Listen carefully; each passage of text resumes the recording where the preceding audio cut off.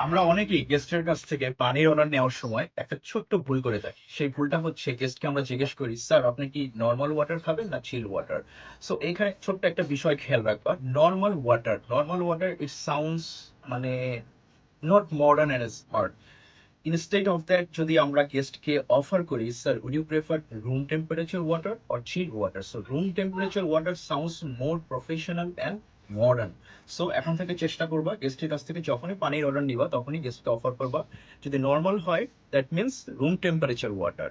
Normal না বলে আমরা এখন থেকে কি বলবো? Room temperature water. এবং সবসময় মনে রাখতে হবে পানিটা যখনই তুমি গেস্টকে সার্ভ করবে অলওয়েজ গেস্টের right hand side, that means হচ্ছে গেস্ট যেখানে বসা আছে তার ডান পাশ থেকে তোমাকে সুন্দর করে একটু ডিস্টেন্স মেনটেন করে সুন্দর করে পানিটা গ্লাসে pour করে দিতে হবে। pour করে দিয়ে এবং হাফ অফ ওয়াটার যেটা বোতলে থাকবে সেটা গেস্টের গ্লাসের পাশে প্লেস করে রেখে দিয়ে আসতে।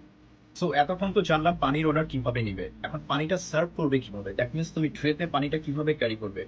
অনেক সময় আমাদের একটা প্রবলেম হয়ে থাকে যখন আমরা ৩টা বা ৪টা বোতল ক্যারি করি ট্রেতে, তখন ইনব্যালেন্স হয়ে যায়। ইনব্যালেন্স হওয়ার মেইন কারণ হচ্ছে আমরা পানিটাকে বোতলটাকে এমনভাবে প্লেস করি যাতে ভেতরে ফাঁকা থাকে। সো ফাঁকা থাকলে দেখো আমি কিন্তু ইজিলি মুভ করতে পারতেছি। সো এটা ইমব্যালেন্স হয়ে যাচ্ছে। সো আমি যখন ক্যারি করব তখন ৩টা বোতল একসাথে মাঝখানে ফেস আমার হাতের নিচে মাঝখানে রেখে আমি মুভ করব। তখন আমি কিন্তু ইজিলি মুভ করতে পারতেছি। অলরাইট?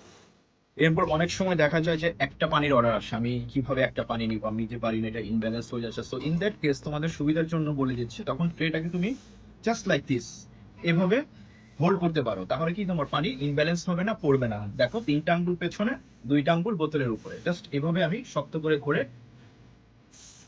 গেস্টের টেবিলে নিয়ে যাও। নিয়ে সুন্দর করে এখান থেকে আমি খুলবো, খুলে রেখে দেন হচ্ছে আমি সার্ভ করবো। দেখো সার্ভ করার সময় আমার ট্রেটা কিন্তু অটোমেটিকলি পিছনে চলে গিয়েছে।